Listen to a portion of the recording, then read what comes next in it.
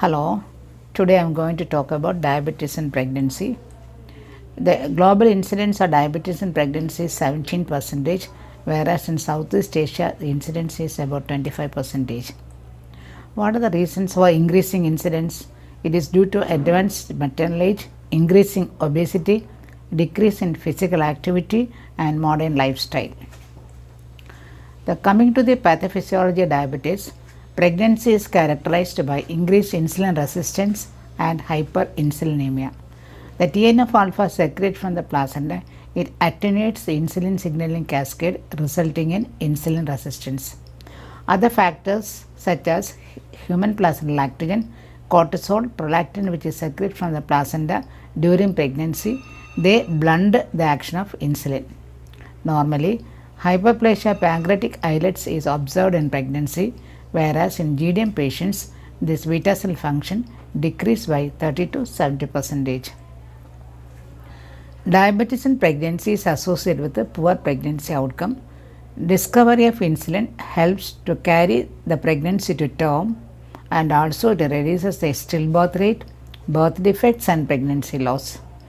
And good outcome is achieved by proper pre-pregnancy counseling, planned pregnancy, and tight glycemic control. And tight glycemic control is a cornerstone of management of any diabetes in pregnancy. The types of diabetes in pregnancy are pre-gestational diabetes, can be type 1 or type 2, that is the patient is already diabetic on insulin or AHA, and GDM means glucose intolerance detected first time during pregnancy. The SCOG defined gestation diabetes are onset or first recognition of carbohydrate intolerance during pregnancy at any gestational age, whereas International Association Diabetic Pregnancy Study Group, they recommended a change in classification endorsed by ADA in 2012.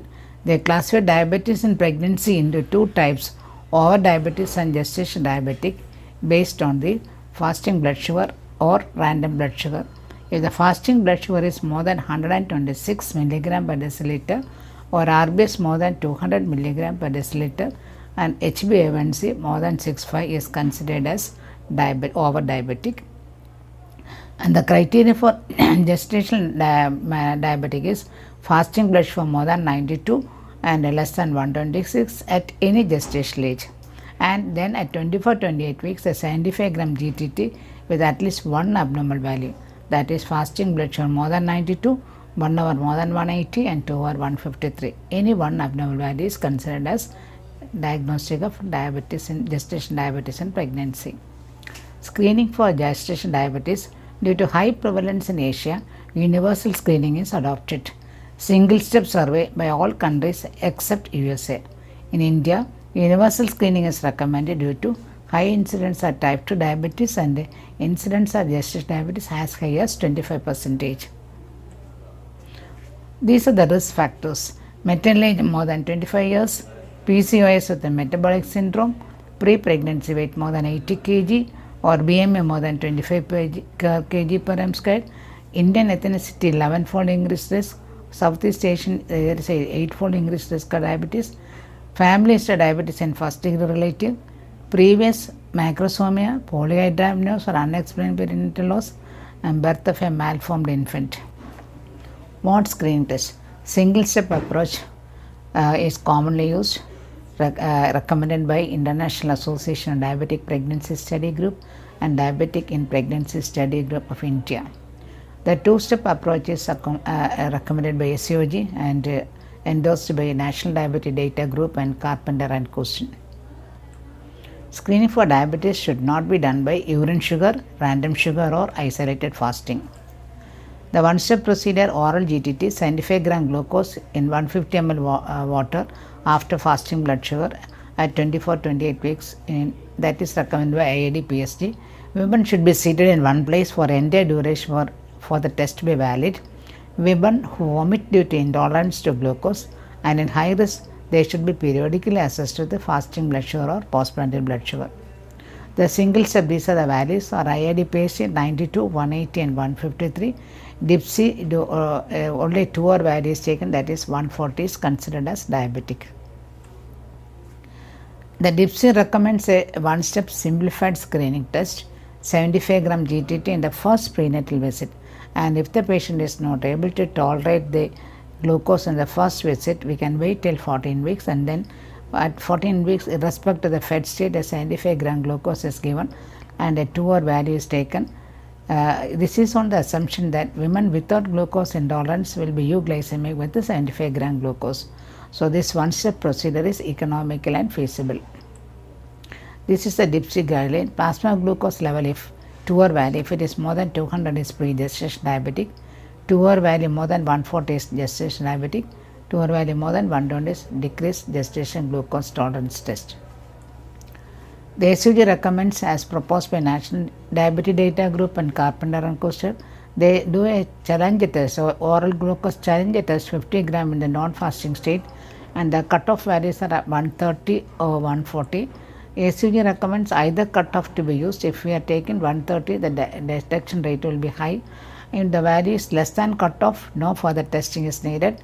And if 50 gram oral glucose challenge test is abnormal, then a 100 gram GTT is needed for diagnosis. These are the values of the National Diabetes Data Group. Values are 105, 190, 160 and 145, whereas Carpenter Kuster the values are still less, 195, 180, 155 and 140, and this further reduced in the International Diabetes Pregnancy Study Group 95 to 93 and 155 to 153. The significance of diabetes during pregnancy: several adverse outcomes are associated with the gestation diabetes. The risk of this outcome increase when there is an increase in the fasting glucose level more than 95. There is no clear threshold that defines patient at increased risk. These are the maternal adverse outcomes in diabetes and pregnancy: preeclampsia, hydramnios, fetal macrosomia, fetal organomegaly, birth trauma and operative delivery. Fetal adverse outcomes are increased perinatal mortality due to neonatal respiratory problems, metabolic complications like hypoglycemia, hyperbilirubinemia, hypocalcemia and polycythemia. There is an increased risk of miscarriage and congenital anomalies if hyperglycemia is present during organogenesis. Potential long-term consequences of the infant are childhood obesity, impaired fine and gross motor functions, high rate of inattention, hyperactivity, 8-fold increased risk of developing diabetes at the age of 18 to 27 years. Consequences to the mother are 10% likelihood of diabetes immediately after the index pregnancy. High risk patients has a 40% chance of developing diabetes within 20 years, and that depends upon the ethnicity, geographical location and BMI. The rationale for treatment of GDM is the maternal fetal medicine unit and HAPO study, that is hyperglycemia associated pregnancy outcome, concluded that adverse pregnancy outcome occur with one abnormal glucose value. So, the traditional 2-value recommended for diagnosing GDM is now questioned. So, how do we act in the blood sugar control of blood sugar, that is glycemic control? It is by diet, exercise and insulin or OHA. The diet, otherwise called medical nutrition, the aim is to achieve glycemic control without ketosis and adequate weight gain. 3 meals with 2 to 4 small snacks. For average woman, weight woman, 30 kilocalorie per kg per day, and for obese woman, 24 kilocalorie per kg per day, and for morbidly obese woman, 12 kilocalorie per kg per day. And the calorie requirements depends on the age, activity, pre-pregnancy weight and stage of pregnancy. The total caloric intake is divided into carbohydrate 40%, protein 20 and fat 40%. Carbohydrate ideally low glycemic index carbohydrate, and the carbohydrate restriction helps blunt postprandial glucose rise. Careful in restricting the carbohydrate, this is to avoid hypoglycemia. Overtly tight control can result in increase in small for gestational age. Pregnant diabetic women, they are advised to distribute their diet, especially breakfast. Split the breakfast into 2 equal halves and consume those portions at 2-hour interval. This is because there is This will reduce the postprandial glucose level by 20 to 30 milligram. In GDM patients, they have a deficiency in the first phase of insulin secretion. That is why the breakfast is split into two equal halves, whereas in normal women, the insulin level is higher after breakfast. Exercise and activity. Exercise 30 minutes of moderate intensity aerobic exercise at least 5 days a week or minimum 150 minutes per week. Improvement is seen with walking 10 to 15 minutes after each meal. Exercise also reduces fasting and postprandial sugars and also reduces the need for insulin. Women should be taught to self-monitor glucose levels. Ideally, 4 times a day, fasting, pre-meal, post-meal levels are checked. Women on nutritional therapy, once good glycemic control is achieved, frequency can be reduced to once weekly or more on alternate days. But if there are consistent elevation more than 2 times over a 2-week period, insulin or OHA to be started. Medical management includes insulin or OHA. Insulin is initiated if medical management fails. Combination of intermediate and regular insulin is used routinely, 30-70 combination. The 2:1 proportion is based on the pattern of insulin releasing of normal pregnant women. Out of the total dose of insulin, 2/3 are given in the morning and 1/3 in the night. And 2/3 of the contains 2/3 of intermediate acting and 1/3 of regular insulin. If not controlled with the 2/3, 1/3 dose of combination NPH and actrapid, then schedule 50% NPH insulin, 50% rapid acting insulin given 3 equal doses before breakfast, before dinner and before bedtime, or rapid acting insulin given pre-breakfast and pre-lunch, or the NPH and NPH the rapid acting pre-dinner. Rapid acting analogs Lispro and Aspart are acceptable. Advantages are acceptable safety, minimal transfer across placenta, no evidence of teratogenesis. It improves postprandial blood sugar than with a regular insulin, lower risk of delayed postprandial hypoglycemia.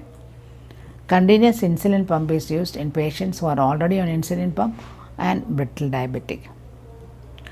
OHA can be considered that the drugs used are glyburide and metformin. These are the only 2 agents used in diabetes. Metformin 500 mg to start with weekly and then increase to 500 mg twice daily. Adverse effects are abdominal pain, diarrhea, gastritis.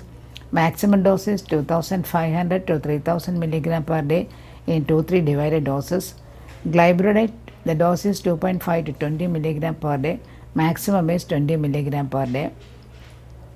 Maternal glucose did not differ substantially with insulin and OHA. There is no evidence of increase in adverse maternal neonatal outcome with OHA. Glyburide is more likely to result in adequate glycemic control. Metformin can be used in obese women. The other benefits of metformin are lower mean birth weight, less gestational gain and less neonatal morbidity. Combined with insulin, it reduces incidence of macrosomia and polyhydramnios.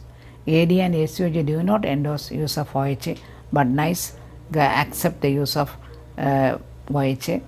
But insulin is indicated in pre-gestation diabetic when there is macrosomia, when the AC is when the AC measurements are more. Other than the obstetric management includes other than the diet, exercise and the insulin or OHA, fetal evaluation includes early scan for dating and viability, aneuploidy scan for first trimester screen, 11 weeks to 13 weeks plus 6 weeks. That is the time for doing aneuploidy scan, and 18-20 weeks for the anomaly scan. Focusing the structures like spine, skull, kidney and heart. There is high incidence of cardiac anomalies and neural tooth defects, renal agenesis and caudal regression syndrome. Caudal regression syndrome is specific to diabetes, but it is very rare. Fetal echo is advised at 20-24 weeks in patients with a pre-gestation diabetic. Other indications of fetal echo are increased ND at the aneuploidy screening, suspected cardiac anomaly in anomaly scan, and maternal obesity due to poor cardiac visibility. Fetal growth and AFA monitoring, and for pre-gestation diabetic 26 weeks onwards every 2 to 3 weekly, GDM patients from 28 weeks every 4 weekly, Serial AC measurement is needed to rule out macrosomia or fetal growth restriction. Daily fetal movement counting from 28 weeks. NSGFI from 32 weeks onwards. Doppler only for fetal growth restriction. So, what is the timing of delivery? Control on diet. That we can wait till 39 to 40 weeks, or you admit the patient by 39 weeks. Make steps to induce labor after assessing the adequacy of pelvis and roll out CPD. Control on medication, uncomplicated admit by 39 weeks. Do PV stripping and assess pelvic assessment and roll out CPD, and then take measures to induce labor either by prostaglandin or by mechanical, depending upon the favorable to the cervix. And then pre-gestation diabetic, they admit by 37 weeks and they deliver between 37 to 38. Prior to delivery prior to 37 weeks is considered in poor glycemic control, abnormal fetal testing. And intrapartum proper consent explain the high risk and also about the need for insulin delivery and cesarean section if required. Cross-match blood made available. On the evening prior to induction, insulin dose and meal are taken. Skip morning dose of insulin on the day of induction or cesarean section. Aim is to keep glucose level between 70 to 126 milligram per deciliter. Secure 2 IV lines, and if blood glucose not maintained, dextrose insulin neutralizing drip is started. 50 units regular insulin in 50 ml saline, and the dose is adjusted according to the glucose level. For example, if the blood sugar level is 90 milligram, give 0.5 unit per hour, and if it is 126 to 180, give 2 units. So according to blood sugar level, we can adjust the insulin dose. 10% dextrose drip at the rate of 125 ml per hour is given continuously through other line, and monitor intake output chart, urine ketone and blood glucose hourly. Intrapartum management, once the patient is active labor, we start partogram, CTG for heart rate assessment, offer labor analgesia in active labor, care to be taken in the second stage of labor, especially when instrumental delivery is needed, and then of course active management the third stage of labor. Intrapartum management, early clamping of the cord, avoid heat loss of the neonate, avoid hypoglycemia in the newborn, normally more than 44 milligram percentage. Preliminary examination to rule out congenital anomalies, start early feeding following delivery, and promote early parent-infant bonding. Glycemic control intrapartum is needed to prevent hypoglycemia of the newborn. Cesarean section, the role is cesarean elective section is indicated if the birth weight is more than 4 kg, and also after assessing the pelvis, adequacy of pelvis, and an elective section is preferably if done in the first case in the morning as the patient is fasting and also available to all personnels. Omit morning dose insulin and check fasting blood sugar and start sliding scale insulin if required. Adequate incision to allow delivery of the big baby. Use of forceps for high foreign head, and check extension uterine incision after delivery because we are delivering a macrosomic infant. Postpartum management, thromboprophylaxis for obese women. GDM, you check blood sugar after 72 hours, and if the fasting blood sugar is less than 126, no need for continuing insulin. Pre-gestation diabetic, continue insulin with a reduced dose. Early breastfeeding is advised to avoid hypoglycemia. Wound care is also important. Antibiotic therapy may be needed because there is high chance of infection, especially in complicated cesarean and instrumental delivery. Follow-up, 75 gram GTT after 6 to 12 weeks of delivery, and if it is normal, 3 yearly assessment. Because GDM occurs in 50% of subsequent pregnancies, GDM patients have a twofold chance of developing type 2 diabetes than general population. In case of impaired glucose intolerance, continue MNT and pharmacotherapy. Contraception, barrier contraception is ideal. Progesterone only pill and depot injections are safe in gestation diabetic women, whereas it is not preferred in pre-gestation diabetic women. Combined OC pill also best avoided in pre-gestation diabetic. Long-acting reversal contraceptive is a good option. Copper IUCD is a good alternative if patient is concerned about the hormonal issues. permanent sterilization if family completed. If when pre-gestational diabetes, if they go for diabetic ketoacidosis, these are high maternal mortality conditions, especially after if the patient develop diabetic ketoacidosis. There are certain precipitating factors like excessive stress, infections, diarrhea, dehydration, preterm labor, and the fetal mortality is about 30 to 50%. Definitely, we sought the help of medical specialist, and the diagnosis of diabetic ketoacidosis is blood glucose more than 250, ketone bodies in the serum or urine, arterial pH less than 7.3, serum bicarbonate 15 less than 15 milliequivalents per liter. In the initial investigation include blood glucose and then ketones, then ABG, which gives the values of pH, bicarbonate, lactate, electrolytes and hemoglobin, and CBC and ECG. Periodic monitoring of the pulse rate, blood pressure, intake output chart, capillary glucose, urine ketones, ABG and electrolytes, fetal heart monitoring, and then fluid replacement. Estimate fluid deficit must be replaced in 12 to 24 hours. Usually when the patient is dehydrated, 6 to 7 liters is needed. In the first 1 hour, 1 liter of saline, and maintenance is 300 to 500 ml per hour till pulse rate and BP settles. Potassium correction, if serum potassium less than 4 milliequivalents, 30 milliequivalents per hour of KCl is given. If serum potassium more than 4 milliequivalents, 10 to 15 milliequivalents per hour is needed. Insulin therapy, IV bolus initially to 0.2 units per kg, followed by IV infusion of 0.1 unit per kg per hour in the normal saline. Drip rate is doubled if blood glucose doesn't fall by 30% in the first 3 hours.